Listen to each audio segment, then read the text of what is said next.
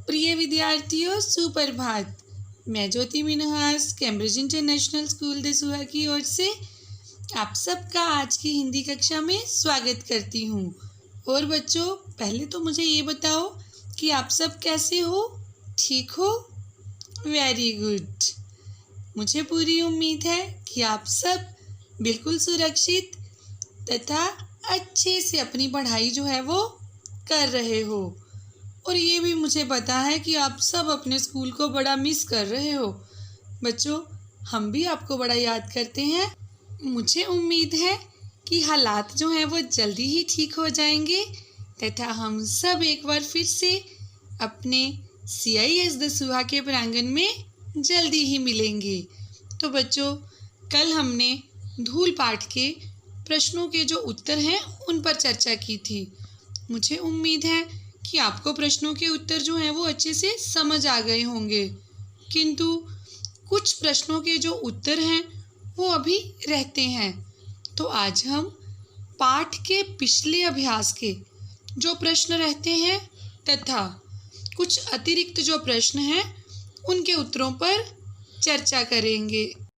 तो सबसे पहले उद्देश्य, हमारे आज के लेसन के जो लेसन ऑब्जेक्टिव्स हैं, सबसे पहले हम उन लेसन ऑब्जेक्टिव्स पर चर्चा करेंगे। तो हमारा पहला उद्देश्य बच्चों को जीवन में अर्थात उनके जीवन में धूल का महत्व समझाना कि धूल का क्या महत्व है। दूसरा उद्देश्य बच्चों को प्रश्नों के उत्तर देने में सक्षम बनाना, अर्थात जब हम प्रश्नोत्तरों पर चर्चा कर लेंगे तो मेरे सारे बच्चे अपने पाठ के पिछले अभ्यास में जितने प्रश्न हैं तथा जो भी कुछ अतिरिक्त प्रश्न हैं उन सब के उत्तर जो हैं वो अच्छे से अपनी नोटबुक्स पे लिख पाएँ तथा अगर कोई उन्हें प्रश्नों के उत्तर पूछे तो वो अच्छे से उनके उत्तर जो हैं सुना पाएँ। तो हमारा पहला प्रश्न, निम्नलिखित जो पंक्तियाँ दी गई हैं हमें पाठ के संदर्भ में अर्थात पाठ के आधार पर उन पंक्तियों का जो अर्थ है वो लिखना है, वो समझाना है। तो पहला, फूल के ऊपर जो रेणु उसका श्रृंगार बनती हैं वही धूल शिशु का मुंह पर उसकी सहज पार्थिवता को निखार देती है। अर्थात लेखक ने क्या कहा है कि धूल को भूल कर भी गंदा या हीन नहीं मानना चाहिए। फूलों के ऊपर जो छोटे छोटे धूल के कण जो हैं फूलों की सुंदरता को निखारते हैं, फूलों को और भी सुंदर बनाते हैं। वही जो धूल है जब वो छोटे से बच्चे के मुंह पर लगती है, अर्थात जब छोटा बच्चा खेलता कूदता है तो धूल मिट्टी जो है उड़कर उसके चेहरे पर आ जाती है और इस धूल के कारण बालक का जो सौंदर्य है वो और भी बढ़ जाता है। ये सौंदर्य किसी भी प्रसाधन के प्रयोग से बड़े सौंदर्य से भी बढ़कर है। अर्थात कोई भी महंगा जो है मेकअप का सामान आप अपने मुंह पर प्रयोग कर लीजिए, किंतु बच्चे के मुंह पर जो कुदरती जो सुंदर धूल के कण हैं वो वास्तविक सुंदरता है, उससे अधिक सुंदर कुछ नहीं। तो हमारा अगला प्रश्न, धन्य धन्य वे हैं नर मैले जो करत गात कन्या लगाए धूरी ऐसे लरिकान की। लेखक इन पंक्तियों द्वारा क्या कहना चाहता है? तो बच्चों, इस पंक्ति का अर्थ मैंने आपको समझाया था कि ये किसी कवि की जो कविता में से ली गई पंक्ति है, जिसमें उसने क्या लिखा है कि ऐसे लोग बड़े महान होते हैं जो धूल से भरे हुए गंदे बच्चों को अपनी गोद में उठाते हैं। तो इस पर लेखक ने क्या कहा है? लेखक इन पंक्तियों के द्वारा ये कहना चाहता है कि इन पंक्तियों का जो कवि है वो धूल की महिमा का गान तो करता है, किंतु उसके मन में धूल को लेकर हीन भावना है। वो धूल को मैला करने वाली चीज़ मानता है, अतः उसके मन में धूल के प्रति अच्छी भावनाएं नहीं हैं। तभी तो वो कहता है कि ऐसे लोग महान हैं जो धूल से भरे हुए बच्चों को उठाते हैं, और उन लोगों को उसने मैले भी कहा है। इसके साथ साथ कवि ने भेदभाव भी किया है। उसने साफ सुथरे बच्चे और धूल से भरे हुए बच्चे जो हैं उनके बीच में अंतर किया है। तभी तो उसने कहा है ऐसे लरिकान, अर्थात ऐसे बच्चे जो धूल से भरे होते हैं, उन्हें उठाने वाले लोग जो हैं वो बड़े महान हैं। उसने बच्चों को भी धूल से भरा हुआ कह दिया और उन लोगों को भी मैला कह दिया। इसलिए कवि की धूल के प्रति जो भावना है वो साफ और स्पष्ट है कि वो धूल को क्या मानता है, गंदा। अगला प्रश्न, मिट्टी और धूल में अंतर है लेकिन उतना ही जितना शब्द और रस में, देह और प्राण में, चांद और चांदनी में। तो आप सबको याद तो आ गया होगा, जब हमने पाठ की रीडिंग की थी तब भी मैंने आपको ये पंक्ति जो है वो अच्छे से समझाई थी। तो इस पंक्ति के माध्यम से लेखक ने धूल और मिट्टी में अंतर स्पष्ट किया है। इसका आशय जो भाव है वो क्या है कि शब्द में रस निहित है, अर्थात शब्दों में रस भरा होता है। इसके कारण ही शब्द का महत्व है। जब हम किसी से बात करते हैं, अगर हम अच्छे से बात करेंगे, प्यार से बात करेंगे, तभी हमारे शब्दों का कोई महत्व है। इसी प्रकार शरीर का महत्व प्राण होने से और चांद का महत्व उसकी अपनी चांदनी के कारण है। धूल मिट्टी का ही अंश है। इसे मिट्टी से उसी तरह से अलग नहीं किया जा सकता जैसे रस को शब्द से, देह को प्राण से और चांदनी को चांद से। इस प्रकार कवि ने अर्थात लेखक ने इन पंक्तियों के माध्यम से मिट्टी और धूल का अटूट जो संबंध है वो हमारे सामने स्पष्ट किया है। तो हमारा अगला प्रश्न, हमारी देशभक्ति धूल को माथे से ना लगाए तो कम से कम उस पर पैर तो रखे। इन पंक्तियों के माध्यम से लेखक ने शहरों में बसने वाले तथा विदेशों में बसने वाले जो लोग हैं उन पर एक व्यंग्य किया है कि यदि तुम वास्तव में सच्चे देशभक्त हो तो इस धूल को अपने माथे से लगाओ, और अगर तुम इस धूल को माथे से नहीं लगा सकते तो कम से कम ग्रामीण जो व्यक्ति हैं, गांव में जो रहने वाले हैं, उनका सम्मान करो, उनकी मेहनत का सम्मान करो। परंतु यदि तुम इतना नहीं कर सकते तो कम से कम इनके बीच में रहो, इनसे संपर्क ना तोड़ो। अगर तुम शहरों में, विदेशों में बसना भी चाहते हो तो कम से कम अपने देश के साथ, अपने गांव के साथ एक संबंध रखो, इनका तिरस्कार ना करो, इनका जो महत्व है उसको स्वीकार करो। तो इसके बाद हमारा अगला प्रश्न, वे उलटकर चोट भी करेंगे तब कांच और हीरे का भेद जानना बाकी ना रहेगा। जब हमने पाठ पढ़ा था तब भी मैंने आपको समझाया था कि जो नकली सुंदरता को पसंद करते हैं वो सिर्फ चमक पर मरते हैं। उन्हें चमक चाहिए। धूल भरे जो हीरे हैं, धूल से भरे हुए बच्चे हैं, धूल से भरे हुए किसान हैं, वो उन्हें अच्छे नहीं लगते। लेकिन लेखक ने क्या कहा है कि घन की चोट खाने पर भी ना टूटकर हीरे ने अपनी दृढ़ता का परिचय दिया है।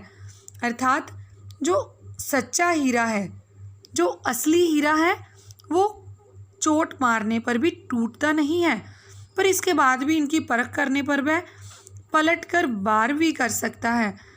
तब तुम्हें उसका महत्व पता चलेगा। अभी जिसे धूल से मैला समझकर हम गंदा समझ रहे हैं, हीन समझ रहे हैं, तब उसकी कीमत का ज्ञान हो जाएगा। इससे कांच और हीरे का अंतर भी पता चल जाएगा। अर्थात जो धूल भरे हीरे हैं वो एक ना एक दिन अपनी महानता का परिचय जो है वो ज़रूर देंगे, अवश्य देंगे। तो हमारा अगला प्रश्न, अभिजात वर्ग की प्रसाधन सामग्री कब धूल हो जाती है? अभिजात वर्ग, अमीर वर्ग। प्रसाधन सामग्री बच्चों कल भी बताया था, कॉस्मेटिक्स। तो अभिजात वर्ग की प्रसाधन सामग्री उस समय धूल हो जाती है जब बालक कृष्ण के मुंह पर गोधूली छा जाती है। इससे बालक कृष्ण का सौंदर्य जो है कई गुना बढ़ जाता है। अर्थात वास्तविक और बनावटी सौंदर्य जो है वो हमारे सामने आ जाता है। जितना मर्जी महंगा जो है मेकअप का सामान अर्थात प्रसाधन सामग्री का प्रयोग कर लिया जाए, किंतु बच्चों के मुंह पर छाई हुई जो गोधूली है, जो धूल है, उसके सामने सब कुछ क्या है? फीका। तो हमारा अगला प्रश्न, धूल के विषय में हमारी जो सभ्यता है उनकी क्या सोच है? तो सभ्यता मतलब हम सब, आप, मैं। तो इसका उत्तर कुछ इस तरह है कि धूल के संबंध में हमारी सभ्यता की सोच ये है कि वे स्वयं को धूल से दूर रखना चाहते हैं। वो धूल के पास नहीं जाना चाहते। वो खुद तो धूल को गंदा समझते ही समझते हैं, वो अपने बच्चों को भी धूल से दूर रखना चाहते हैं। इसीलिए माएँ जो हैं वो अपने बच्चों को क्या कहती हैं कि धूल में नहीं खेलना है, धूल मिट्टी से दूर रहना है। हमारा अगला प्रश्न, भोलानाथ किन्हें कहा गया है तथा क्यों? तो आपको ये तो पता ही है कि भोलानाथ किन्हें कहा गया है। कल मैंने आपको कहानी में भी बताया था कि भोलानाथ छोटे छोटे बच्चों को कहा गया है। भोलानाथ उन भोले भाले छोटे छोटे बच्चों को कहा गया है जो धूल में खेलते हुए धूल मिट्टी से पूरी तरह से भर जाते हैं और धूल मिट्टी में अच्छे से खेलते हैं। और लेखक ने उन छोटे छोटे बच्चों को भोलानाथ क्यों कहा है? क्योंकि लेखक ने उन छोटे छोटे बच्चों की तुलना भगवान शिव से की है, शंकर से की है। जैसे शंकर के शरीर पर भस्म जो है वो लगी होती है, ठीक वैसे ही छोटे छोटे बच्चे शिव शंकर के समान धूल मिट्टी से भरे हुए गलियों में खेलते बड़े सुंदर दिखते हैं। तो हमारा अगला प्रश्न, हमारी जो सभ्यता है वो भोलानाथ से क्यों बचना चाहती है? अर्थात हमारी सभ्यता उन छोटे छोटे बच्चों से जो धूल मिट्टी से भरे हुए हैं उनसे क्यों बचना चाहती है, उनसे दूर क्यों रहना चाहती है? हमारी सभ्यता नकली चमक दमक और नकली जो सुंदरता है, दिखावे में विश्वास करती है। वे सोचती है कि भोलानाथ को गोद में उठाने से उनके जो नकली सलमे सितारे हैं धुंधले पड़ जाएंगे, अर्थात उनका जो बनावटी सौंदर्य है वो क्या हो जाएगा? कम हो जाएगा। अब अगर हम धूल मिट्टी से भरे हुए किसी बच्चे को उठाएंगे तो वो धूल मिट्टी हमें भी तो लगेगी, वह धूल मिट्टी हमारे शरीर पर, हमारे कपड़ों पर भी तो आएगी। और आज की जो सभ्यता है वो क्या समझती है कि धूल मिट्टी से हम गंदे हो जाएंगे। धूल मिट्टी की जो वास्तविक सुंदरता है वो उसको पहचानते नहीं हैं। इसलिए आज की जो सभ्यता है वो भोलानाथ से, धूल मिट्टी से भरे हुए बच्चों से बहुत दूर रहना चाहती है, उनको अपने पास नहीं आने देना चाहती। अगला प्रश्न, देवताओं पर किस तरह की मिट्टी चढ़ाई जाती है? तो देवताओं पर अखाड़े की वह मिट्टी चढ़ाई जाती है जिस मिट्टी की पहलवान पूजा करते हैं, जिस मिट्टी में वो कुश्ती करते हैं, पहलवानी करते हैं, उस मिट्टी को वो पूजते हैं। वह कोई साधारण मिट्टी या धूल नहीं होती, वह तो तेल और मट्ठे से बनाई हुई मिट्टी होती है जिसे देवताओं पर चढ़ाया जाता है। वो ऐसी मिट्टी है जो पहलवानों के शरीर को मजबूत बनाती है, उन्हें ताकतवर बनाती है। तो हमारा अगला प्रश्न, शरीर भी तो मिट्टी का ही बना है, वाक्य में किस ओर संकेत किया गया है? तो इसका उत्तर कुछ इस तरह लिखेंगे, शरीर भी तो मिट्टी का ही बना है, वाक्य में उस ओर संकेत किया गया है कि हमारे शरीर की रचना जिन 5 तत्वों से मिलकर हुई है, मिट्टी भी उनमें से एक प्रमुख तत्व है। इसलिए क्या लिखा है कि धूल और मिट्टी से हम लोग नफरत करते हैं, किंतु हमारा जो शरीर है वो भी मिट्टी से ही बना है। तो हमारा अगला और अंतिम प्रश्न, गोधूली को केवल गांव की संपत्ति क्यों कहा गया है? क्यों कहा गया है बच्चों? किस किस को इसका उत्तर पता है? मुझे पता है कि मेरे बच्चों को इसका उत्तर आता है, क्योंकि आप सबको गोधूली शब्द का अर्थ तो पता ही है। तो क्या होता है गोधूली का अर्थ? गोधूली अर्थात जब गाय चलती है तो उसके खुरों के नीचे से, उसके पैरों के नीचे से स्पर्श करके जो धूल उड़ती है वो गोधूली। और गोधूली को केवल गांव की संपत्ति इसलिए कहा गया है क्योंकि शहरों में तो मोटर गाड़ियों की धूल धक्कड़ होती है। शहरों में हमें आम रास्तों पर गायें तथा उनके पैरों से उठने वाली गोधूली जो है वो कहाँ मिलेगी। गोधूली केवल हमें गाँव में मिलेगी क्योंकि गाँव में लोगों ने अपने घरों में भी गायें रखी होती है। खेतों में जब वो खेती करने जाते हैं तब भी वहाँ पर जब गायें चलती हैं तो उन खेतों की जो भूमि है, जो धरा है, ज़मीन है, उस पर जब वो गायें अपने पैर रखती है तो जो धूल उड़ती है वो पवित्र गोधूली होती है। इसलिए लेखक ने क्या कहा है कि गोधूली तो गांव की संपत्ति है, शहरों की किस्मत में गोधूली नहीं। तो बच्चों, मुझे उम्मीद है कि आपको प्रश्नों के उत्तर जो हैं वो अच्छे से समझ आ गए होंगे।